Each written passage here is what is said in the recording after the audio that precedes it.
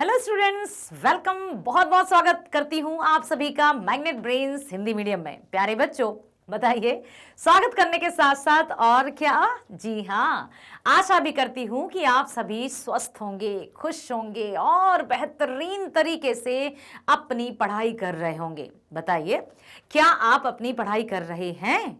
क्या आप ध्यानपूर्वक वीडियो देख रहे हैं? Yes, very good. तो अपने लिए एक बार जोरदार तालियां बजा लीजिए और खुद को मोटिवेट करिए।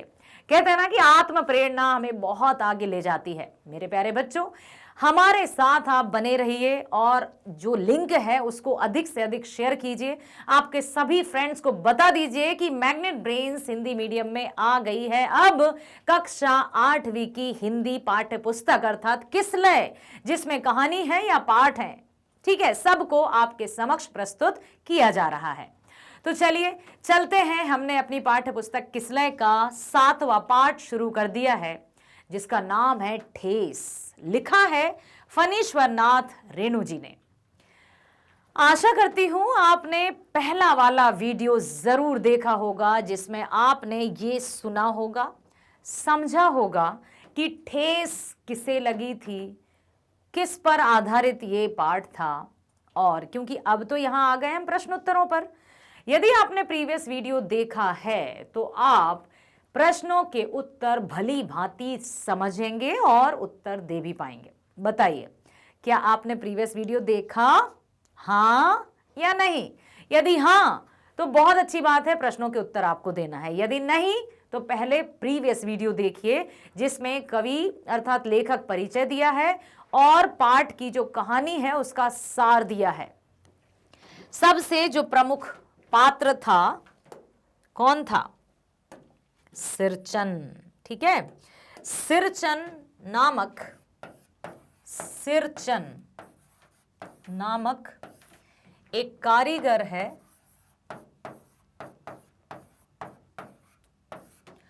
जो अपनी हस्तकला से सबके मन को मोह लेता है और काम के बदले उसको पैसे नहीं मिलते हैं या वो पैसे नहीं लेता है, बस पेट भर के भोजन मिल जाए और जो खुशी से जो कुछ भी दे दे। तो इसका क्या सिला मिलता है उसको कि सब लोग उसको समझते हैं ये तो कामचोर है।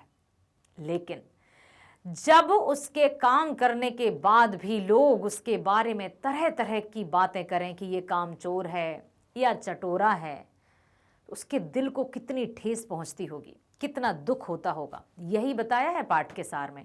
इसलिए मैं कहती हूं कि पहले फर्स्ट वाला वीडियो जरूर देखो, जिसमें पाठ का सार है और लेखक का परिचय है, ताकि आप लेखक के जीवन से संबंधित जो आवश्यक पहलू हैं उनके बारे में भी आप भली भांति परिचित हो सके और साथ ही साथ कहानी की सार को भी आप समझ सकें। ठीक है, चलो पहले प्रश्न पर हम चलते हैं।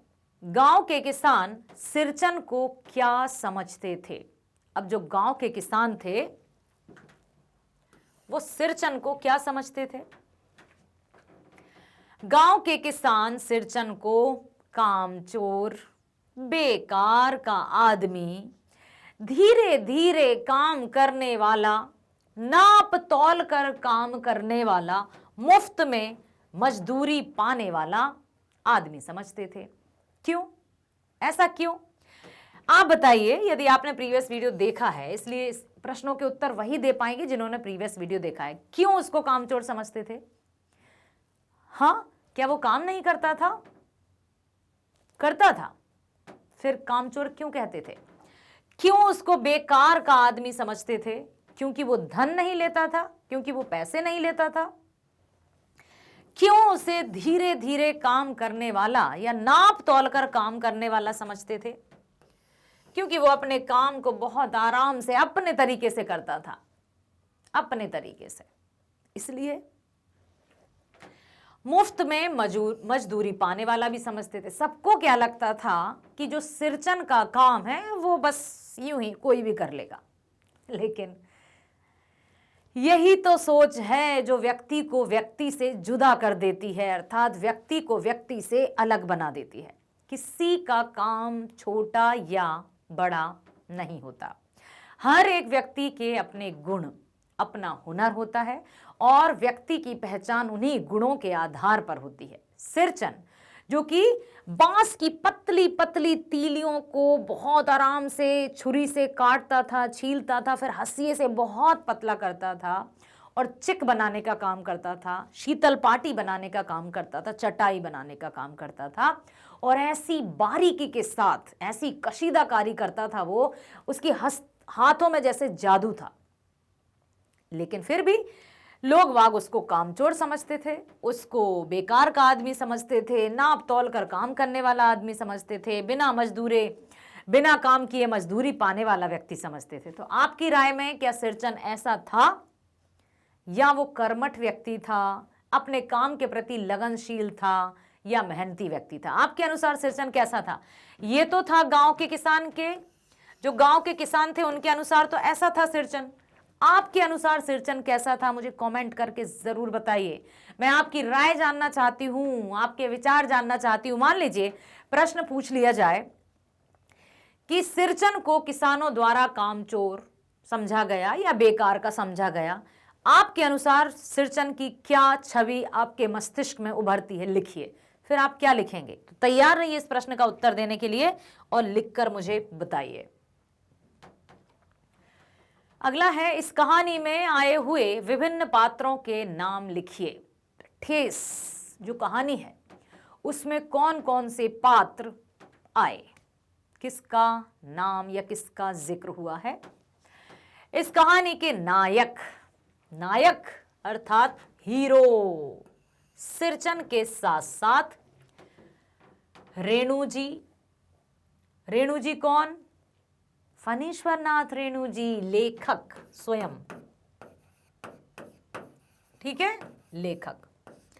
रेणु जी की मां, उनकी चाची, मंजली भाभी, मानू दीदी इत्यादि पात्र आए हैं। याद रखिएगा, कहानी का मुख्य नायक या मुख्य पात्र कौन है? सिरचन। लेखक रेणु जी, लेखक की मां अर्थात रेणु जी की मां, चाची, मंजली भाभी, मानू दीदी आदि पात्र इस कहानी में आए हुए हैं। अगला है, सिरचन को पान का बीड़ा किसने दिया था? मंजली चाची ने? अरे वो तो कदापि ना दे, क्योंकि मंजली चाची तो सिरचन से मानो 36 का आंकड़ा चलता था, क्योंकि वो भी उन्हें अच्छी खरी खोटी सुना देता था। जब माँ जी ने उसको कहा कि तुझे अच्छी बिल्कुल मोहर के छापे वाली धोती दूंगी, अच्छी चिक बना दे जरा मानू दीदी के लिए, तो उसने खुश होकर बड़े जतन से बांस की पतली पतली तीलियां तैयार की और बहुत सुंदर से चिक का निर्माण करने लगा। मंजली चाची आ जाती है, मंजली भाभी, हाँ इसलिए इतनी सुंदर बना रहा है क्योंकि हर रोज उसको मिठाई जो खाने को मिलेगी। तो ये बात सुनकर सिरचन को बिल्कुल अच्छा नहीं लगा, और कोई भी होता उसकी जगह तो उसको भी बुरा ही लगता। इतना ही नहीं, जब मानू दीदी द्वारा सिरचन को पान का बीड़ा दिया गया, उसको देखकर भाभी ने भी उसको खरी खोटी सुनाई। कब तक सुनता आखिर वो? तो मंजली भाभी या चाची में से तो कोई उसको पान दे नहीं सकता था। अच्छा, एक बात और थी, वो सुनकर नहीं रहता था सिरचन। सुनकर क्यों नहीं रहता था? क्योंकि वो स्वाभिमानी था, ठीक है, उसको पता था कि वो उसके काम के प्रति कितना समर्पित है, इसलिए वो किसी तरह से किसी की बात को सुनकर तो नहीं रहता था। ठीक, आपके विचार से सिरचन का महत्व कम क्यों हो गया? वर्तमान में देखा जाए, उत्तर को मत देखो, सिरचन का महत्व कम क्यों हो गया? सिरचन धीरे धीरे बहुत कामचोर हो गया, काम से जी चुराने लगा। कामचोर किसे कहते हैं? जो काम से जी चुराते हैं, और वह काम पर कम और चीजों पर ज्यादा ध्यान देने लगा। जब हम काम पर कम और इधर उधर की बातों पर ज्यादा ध्यान देने लगते हैं तो हमारा काम सही से नहीं हो पाता है। उसे छोटी छोटी बातों पर गुस्सा आ जाता था, इसलिए सिरचन का महत्व कम हो गया था। देखो, एक कहावत है बेटा कि दुनिया के, इसको याद रखना, दुनिया के सबसे मुश्किल, याद करना और लिखना भी सीखो कि मुश्किल कैसे लिखते हैं। मुश्किल कामों में से एक काम है, एक काम है क्या? अपने काम से काम रखना। और यही लोग नहीं करते, अपने काम से काम रखना, अपने काम से काम रखना। ठीक है, यदि लोग अपने काम से काम रखने लगे तो सारे झगड़े समाप्त हो जाएं। तो दुनिया के सबसे मुश्किल कामों में से एक काम है अपने काम से काम रखना। जो व्यक्ति अपने काम से काम रखते हैं, ना काहू से दोस्ती, ना काहू से बैर। हाँ भैया, इसी में हम सबकी खैर।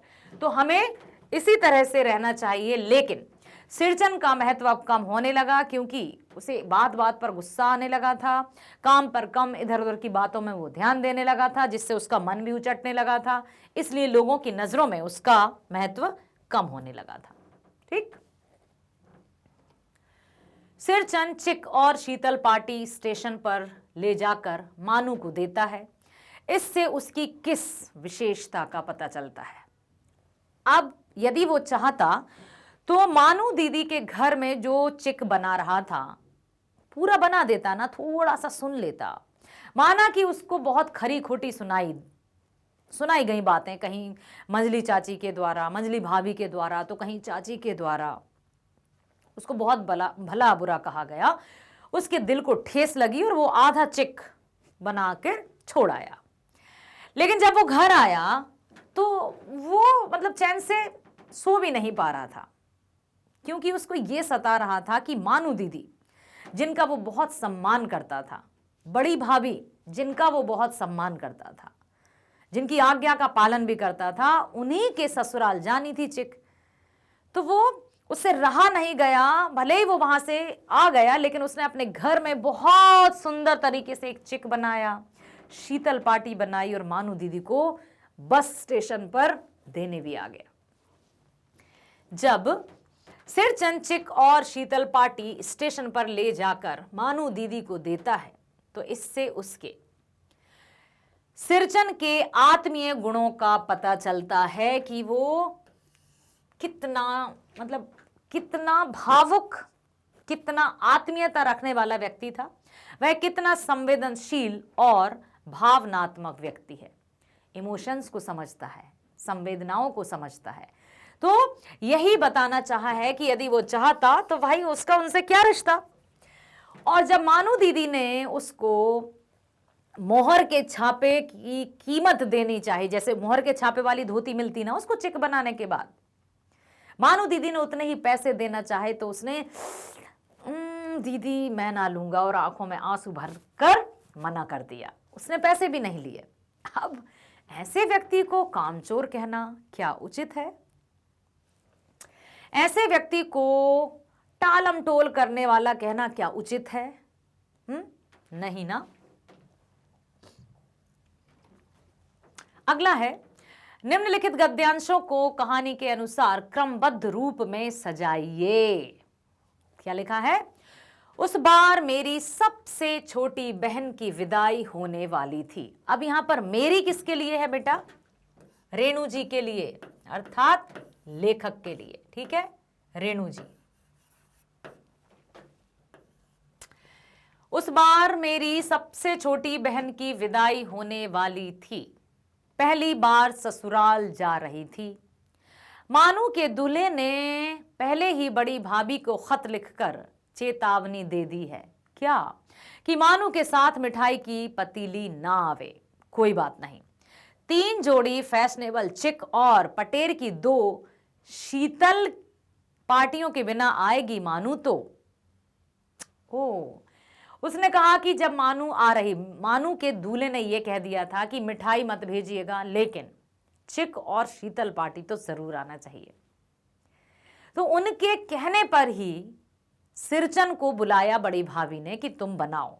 लेकिन वहां पर हुआ ऐसा बवाल कि सिरचन आ गया उसको अधूरी छोड़कर। उस बार मेरी सबसे छोटी, अब देखो यहां पर, मुझे याद है मेरी माँ जब कभी सिरचन को बुलाने के लिए कहती, मैं पहले ही पूछ लेता भोग क्या क्या लगेगा, तो मुझे याद है।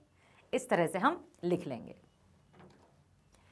मानू फूट फूट कर रो रही थी। मैं बंडल को खोलकर देखने लगा। ऐसी कारीगरी, ऐसी बारीकी, रंगीन सुतलियों के फंदों का ऐसा काम पहली बार देख रहा था। और ये कब की बात है बेटा? जब सिरचन मानू दीदी को स्टेशन पर अपने हाथों की बुनी हुई चिक और शीतल पाटी देने आया। ठीक है, यही बताया है। निम्नलिखित वाक्यों का प्रयोग करके सत्य असत्य का चयन कीजिए। क्या सिरचन कामचोर था? नहीं, मतलब असत्य है। सिरचन अपने काम में दक्ष था? यस, ये तो हम कहेंगे असत्य, असत्य। ठीक है, सिरचन अपने काम में दक्ष था, बिल्कुल सत्य है ये। सिरचन बात करने में भी कारीगर था, बिल्कुल ये भी सत्य है। सिरचन वकील था? अरे नहीं भाई, कारीगर था, तो ये हो जाएगा असत्य। क्या आप मेरे द्वारा बताए गए उत्तरों से सहमत हैं? बताइए हाँ या नहीं। आपका जवाब मेरे साथ है तो हाँ। चलो देख लेते हैं उत्तर। सिरचन कामचोर था, असत्य। सिरचन अपने काम में दक्ष था, सत्य। सिरचन बात करने में भी कारीगर था, सत्य। सिरचन वकील था, नहीं बाबा वो तो कारीगर था, तो ये असत्य। कहानी के किन किन प्रसंगों से ऐसा प्रतीत होता है कि सिरचन अपने काम को ज्यादा तरजीह देता था? उल्लेख कीजिए। कहाँ हमें यह पता चला कि सिरचन काम करने में बहुत निपुण है और पूरी लगन के साथ वो काम करता है, पूरे समर्पण भाव के साथ वो काम करता है। कहानी के अनेक प्रसंगों से प्रतीत होता है कि सिरचन अपने काम को ज्यादा तरजीह देता है। रेणु जी के घर मानू दीदी की विदाई के पूर्व शीतल पार्टी और चिक बनाने के लिए सिरचन को बुलाया जाता है। वह अपने काम में तन्मय हो गया। अगर उसकी तन्मयता में विघ्न डालें तो वह गेहूंमंद सांप की तरह फुफकार उठता और काम छोड़कर चला जाता। फिर वह काम अधूरा ही रह जाता था। तो यहां पर वो तल्लीनता के साथ अपने सभी काम करता था। ठीक है, कहानी प्रसंग में दूसरे दिन जब वह अपने काम में लगा तो उसे खाने पीने की सुध तक नहीं रही। भूल गया सब कि मुझे कुछ खाना भी है। उसे गुड़ खाने को मिलता है, वह केवल चूड़ा फांक रहा है। गुड़ का ठेला या मतलब यहां अछूता पड़ा रहा। चूड़ा चबाते समय काम में तन्मय है, कुछ सुध नहीं है। ठीक है, साथ इससे स्पष्ट होता है कि वह भोजन की अपेक्षा अपने काम को ज्यादा तरजीह देता है। अगला है, इस कहानी में कौन सा पात्र आपको सबसे अच्छा लगा और क्यों? इसको मत देखिए, बताइए कौन सा पात्र आपको अच्छा लगा? मानू दीदी, सिरचन या रेणु जी? तो इस कहानी में हमें सबसे अच्छा पात्र सिरचन लगा, क्योंकि सिरचन मानवीय गुण से भरा है। वह जिस काम को करता है प्रेम से करता है। उसकी कारीगरी के कायल दूर दूर के गांव के लोग थे। वह स्वाभिमानी और सम्मान प्रिय व्यक्ति है। उसे खाना जो भी मिले वह अपने काम को तरजीह देता है। किसी की जली कटी बातें सुनकर या अपने कारीगरी के प्रति आरोपों को सुनकर वह काम छोड़ देता है। जिस काम को छोड़ देता वह काम अधूरा ही रह जाता है। मतलब उसके मन में स्वाभिमान की भावना थी, अपने काम के प्रति पूरी तल्लीनता थी, पूरा समर्पण भाव था। कभी भी उसने काम चोरी नहीं की। ठीक है, तो यहां पर सिरचन एक ऐसा पात्र है जो हमें बहुत अच्छा लगा, क्योंकि वो मानवीय गुणों से भी भरपूर है। मानवीय गुणों से भरपूर है, ये कब पता चला था कि वो संवेदनशील है? कब पता चला? जब मानू दीदी को वो चिक और शीतल पाटी अपने हाथों से बनाकर भागता हुआ जाता है। हाँ, रोको रोको, दरवाजा खोलो, और जाकर वो कंधे पर जो पोटली लाया था सामने रख देता है। तो वो मानवीय गुणों से भी भरा था। जिस काम को करता है पूरी तल्लीनता के साथ करता है। वो सिर्फ पैसों के लालच या भोजन के लालच, या जिसको कहते हैं ना लोग, चटोरा था। उसके लालच से ही काम नहीं करता था, उसका बस मन प्रसन्न होना चाहिए, तो वो काम को पूरी तल्लीनता और लगन के साथ करता था। स्वाभिमानी और सम्मान प्रिय व्यक्ति है। जब बड़ी जो मंजली भाभी है या चाची हैं, उन्होंने उसको खरा खोटा सुनाया पान खाने पर या मिठाई हर दिन खाने पर, तो उसने काम अधूरा छोड़ा और चला गया था। यदि उसको इतना ही शौक होता खाने का, या जो चटोरा लोग कहते हैं वो वास्तव में चटोरा होता, तो काम को छोड़कर कहीं नहीं जाता, है ना, और तरह तरह की बातें भी सुनता, फिर भी ही करता रहता। जैसे अक्सर लोग होते हैं कि पैसे के बदले तो कुछ भी सुनने को तैयार होते हैं, लेकिन वो ऐसा नहीं था। ठीक है। कहानी के अंत में सिरचन की आत्मीय गुण चरम पर दिखता है। जब मानू विदाई होकर स्टेशन पर गाड़ी में सवार है, गाड़ी खुलने के समय में सिरचन दौड़ता हुआ, हांफता हुआ गट्ठर मानू दीदी को देते हुए कहता है, दीदी ये हमारी तरफ से शीतल पार्टी, चिक और कुश की आसनी है, आप ले जाइए अपने साथ। और जब मानू दीदी ने उसको पैसा देने चाहे तो उसने साफ इनकार कर दिया। उसने अपनी जीभों को दांतों तले दबाकर कहा, नहीं दीदी, मैं ये पैसे नहीं ले सकता, ये मेरी तरफ से आपके लिए भेंट है। मानवीय गुणों से भरपूर। आगे है, आपकी दृष्टि में सिरचन द्वारा चिक एवं शीतल पार्टी स्टेशन पर मानू को देना कहां तक उचित था? क्या जो सिरचन ने किया वो सही था, या उसका जो गुस्सा आया था वो उसको वहां पर क्रोध को उसको कंट्रोल या नियंत्रण करना चाहिए था? जो चिक उसके घर में बनाया जा रहा था वही पूरी तरह से बना लेता। सिरचन के द्वारा स्टेशन पर मानू को विदाई के समय शीतल पार्टी, चिक आदि उपहार में देना उचित ही था। यदि वह घर पर जाता उपहार देने तो कहानी में सिरचन के आत्मीय गुणों में कमी आ जाती, फिर लोग उसको भला बुरा सुनाने लगते। फिर उसे तो गांव वालों से ठेस लग चुकी थी। एक सफल कारीगर सिरचन अपनी कला का महत्व देते हुए स्वनिर्मित वस्तुओं को उपहार मानू को स्टेशन प्रदान करता है, जो उपयुक्त था। स्वनिर्मित मीन्स स्वयं के द्वारा बनाई गई। काम के बदले थोड़ा सा अनाज या चंद रुपए देकर क्या किसी मजदूर की मजदूरी का मूल्य चुकाया जा सकता है? इस संबंध में अपना मत व्यक्त कीजिए। क्या कहना चाहते हैं? तो मजदूरों को मजदूरी के बदले थोड़ा अनाज या चंद रुपए देकर उसकी मजदूरी का मूल्य कभी नहीं चुकाया जा सकता, क्योंकि उनकी ना केवल मेहनत ही लगती है, बल्कि उनकी भाव, उनकी समर्पण भावना और उनकी खुशी भी उसमें छुपी हुई होती है। क्योंकि किसी मजदूर या कारीगर की कला अमूल्य होती है, फिर अन्न या रुपए से मजदूरी का मूल्य कैसे चुकाया जा सकता है? किसी मजदूर या कारीगर के लिए उसकी मजदूरी का सबसे बड़ा मूल्य है उसकी कला के प्रति आभार व्यक्त करना, कारीगर का सम्मान करना। यदि उसका अपमान किया जाए, कला को ऐसे ही साइड में रख दिया जाए, तो वो ये कभी बर्दाश्त नहीं कर सकता। कोई भी, सभी तो कहते हैं ना कि खुशी पैसों से नहीं खरीदी जा सकती, ठीक है, कुशलता पैसों से नहीं खरीदी जा सकती, स्वाभिमान या सम्मान पैसों से नहीं खरीदा जा सकता। आ गए हैं हम तीसरे प्रश्न पर। इस कहानी का अंत किए गए अंत से अलग और क्या हो सकता है? सोच कर लिखिए। अब इस कहानी का अंत क्या हुआ? इस कहानी का अंत तो ये हुआ कि यहाँ पर सब कुछ एकदम अलग अलग हो गया।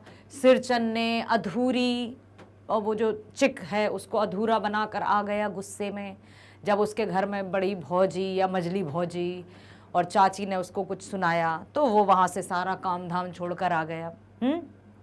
उसके बाद लेखक गए उसके घर, रेणु जी गए उसके घर, तो उन्होंने देखा कि वो सोया हुआ था शीतल पार्टी पर आराम से, और लगता है आराम से तो नहीं कह सकते, चिंता में सोया हुआ था। लेकिन लेखक के लाख मनाने पर भी वो उनके घर दोबारा नहीं गया। और साथ ही साथ उसने लेखक को और भी कुछ बातें बताई। क्या बताई थी? कि ये जिस पर मैं सो रहा हूं ना, ये मेरी पत्नी की आखिरी निशानी है, और मैं इसे छू कर कहता हूं कि मैं अब ये काम कभी नहीं करूंगा। अर्थात जो पाठ का नाम है ना बेटा, ठेस, उसके मन को, उसके हृदय को बहुत बुरी तरह से चोट लगी, ठेस लगी, ठीक है, आघात पहुंचा, कह सकते हैं, आघात भी एक शब्द होता है। ठेस पहुंची, चोट लगी, आघात पहुंचा, तो ये उसके स्वाभिमान को, ठीक है, उसके स्वाभिमान को बहुत बुरी तरह से ठेस लगी थी उनके व्यवहार से। लेकिन फिर अंत क्या हुआ था? क्या वास्तव में उसने फिर कभी नहीं बनाई थी? लेकिन उसके हृदय में जो संवेदनशीलता थी, मानू दीदी के प्रति जो स्नेह की भावना थी, उससे नहीं रहा गया होगा और उसने ना केवल एक चिक बल्कि शीतल पाटी और कुश की एक आसनी भी बना दी। और कैसे भागते भागते स्टेशन पर पहुंचा था मानू दीदी को देने के लिए। ये रहा था इस कहानी का अंत। आपके अनुसार इस कहानी का अंत क्या हो सकता था? क्या इस कहानी के अंत को आप और कोई ही दूसरा रूप देना चाहेंगे? बताओ, क्या कह सकते हैं? कि दूसरा ये कि वो पान चबा रहा था जब उनके घर में था, चिक बना रहा था और उन्होंने कहा उसने कोई ध्यान नहीं दिया। कह रही है कहने दो, मुझे तो अपने काम से काम रखना है। ऐसा भी हो सकता था वो, और वहीं पर कहानी समाप्त हो जाती, चिक उनको मिल जाता और उसको भी उसके जो मोहर की छाप वाली धोती मिल जाती। ऐसा हो सकता था, सब कुछ सही हो सकता था। लेकिन यहाँ पर फिर जो कहानी का शीर्षक है ना बेटा, ठेस, उसको संभवतः न्याय नहीं मिलता। यदि अंत वैसा होता जैसा अभी हमने चर्चा की, तो उसकी जो शीर्षक दिया है ठेस, उसको न्याय नहीं मिलता। क्योंकि रेणु जी ने पाठ का नाम ही ठेस रखा है, मतलब उसके हृदय के आघात को बहुत ही मतलब खास तौर से उन्होंने इसमें दिखाया है। तो वो अंत जो रहा वो सही रहा। देखते हैं उत्तर क्या है। किसी कहानी का अंत किए गए अंत से अलग हो सकता है। मतलब हम चाहें तो जो कहानी जिस तरह से लिखी गई है और शुरुआत तो हो गई, लेकिन अंत किसी भी तरीके से हो सकता है, अलग अलग तरीके से हो सकता है। तो इस कहानी का भी हो सकता है। लेकिन अब देखो, लेकिन ठेस शीर्षक कहानी का अंत चरम उत्कर्ष पर जाकर हुआ है। कहने का तात्पर्य समझ रहे हैं बेटा? किसी भी कहानी का अंत किए गए अंत से अलग हो सकता है। कोई भी कहानी हो, उस कहानी का अंत अलग हो सकता है जैसा उसका अंत हुआ है। लेकिन ठेस कहानी का जो अंत है वो चरमोत्कर्ष पर, मतलब लेखक ने जो अंत किया है उससे अच्छा अंत संभवतः हम कभी सोच भी नहीं सकते। क्योंकि सिरचन जो अपनी कारीगरी को पुनः नहीं करने की शपथ लेता है। क्या कहा था लेखक से? कि मैं अपनी मरी हुई बीवी की पत्नी की सौगंध खाता हूं कि अब मैं ये काम कभी नहीं करूंगा। ये कर दिया उसने। वहीं सिरचन मानू के घर से विदा होने पर रास्ते में अपना उपहार शीतल पाटी, ठीक है, चिक और कुश का आसन प्रदान कर आत्मीयता का अनोखा परिचय देता है। जबकि और किसी तरीके से इसका अंत हुआ होता तो वो बस वहीं हो जाता कि अधूरा चिक छोड़ आया, लेखक उनके घर आए और उसने मना कर दिया क्योंकि उसको दुख हुआ कहानी का अंत। लेकिन यहाँ पर कहानी का अंत उन्होंने बड़े ही मतलब मार्मिक, यह हृदय स्पर्शी, इसीलिए लिखा है चरम उत्कर्ष, मतलब इससे अच्छा अंत संभवतः कोई आम व्यक्ति नहीं सोच सकता था। तो उसने अपनी आत्मीयता का अनोखा परिचय दिया। मानू दीदी को शीतल पाटी, चिक और कुश कैसे भेंट स्वरूप दे दिया, उपहार स्वरूप दे दिया। जबकि कहानीकार कहानी का अंत वहीं कर सकता था जहां पर शपथ लेता है, जहां पर उसने कहा था ना कि मैं अपनी बीवी की सौगंध खाता हूं कि अब मैं ये काम नहीं करूंगा, और एंड। लेकिन देखो आप कि मैं पुनः यह काम नहीं करूंगा। कहानीकार समझ जाता कि एक कलाकार को ठेस लगी है। शीर्षक के आधार पर वही कहानी का अंत किया जा सकता था, लेकिन यहां पर उन्होंने जो अंत किया है वो अलग तरीके से किया है, जिसमें उनका चरम उत्कर्ष दिखाई दे रहा है। व्याकरण देख लेते हैं। इन मुहावरों का वाक्यों में प्रयोग करते हुए अर्थ स्पष्ट कीजिए। क्या आपने ये जो मुहावरे लिखे हैं इससे पहले कभी मुहावरे पढ़े हैं? अच्छा, मुहावरे का अर्थ क्या होता है बेटा, बताओ? मुहावरा क्या होता है? मुहावरा होता है एक वाक्यांश, अर्थात वाक्य का अंश जिसका अर्थ वह नहीं होता जो लिखा रहता है, बल्कि इसका अर्थ कुछ और ही होता है। देखते हैं क्या होता है। अब जैसे लिखा है कान देना, कान देना क्या कोई कान किसी को दे देगा? दूसरा लिखा है दम मारना, क्या कोई दम मारता है किसी को? तीसरा है मुंह में लगाम ना होना, मुंह में लगाम ना होना। सिर चढ़ाना, किसी को सिर चढ़ा लिया है क्या? लेकिन यहां पर जो मुहावरे मैंने बताया ना कि ये पूर्ण वाक्य नहीं होते हैं, वाक्य का अंश होते हैं, ठीक है, वाक्य का टुकड़ा होते हैं, ये पूरे वाक्य नहीं होते बल्कि वाक्य का अंश होते हैं। कान देना, उसकी बातों पर कान मत देना, अर्थात उसकी बातों पर ध्यान मत देना। दम मारना, बीमार व्यक्ति दम मार मार कर चलता है, बहुत मुश्किल से चल पाता है, हाँ लगता है उसकी हालत बड़ी खराब है। मुंह में लगाम ना होना, श्याम के मुंह में लगाम नहीं है, अर्थात बिना सोचे समझे कुछ भी बोल देना। सिर चढ़ाना, मदन अपनी पत्नी को सिर चढ़ा लिया है, या फिर किसी को अत्यधिक लाड़ प्यार दे देना जिससे वो अपने आदर सम्मान या अपनी मर्यादा ही खो बैठे, उसको कहते हैं सिर चढ़ाना। ठीक है, समझ में आया? बहुत बढ़िया। तो अभी आपने मुहावरे के बारे में सुना, ठेस कहानी, सिरचन, मानू, भाभी, बड़ी भौजी, चाची, इन सब के बारे में सुना। आपको ये कहानी कैसी लगी मुझे बताइएगा, और साथ ही साथ आपके मन में यदि सिरचन के प्रति, और जैसे कि यदि मैं कहूं कि सिरचन के प्रति अपने वाक्य लिखिए, तो कुछ भी आपके मन में विचार आ रहे हो तो मुझे कमेंट कीजिए, क्योंकि आपके कमेंट ही मुझे ये दिखाएंगे, मुझे ये बताएंगे कि आप बहुत अच्छे से पढ़ रहे हैं और सुन रहे हैं। ठीक है बेटा, चलिए तो मिलते हैं नेक्स्ट वीडियो में। स्वस्थ रहिए, खुश रहिए, bye bye, thank you so much.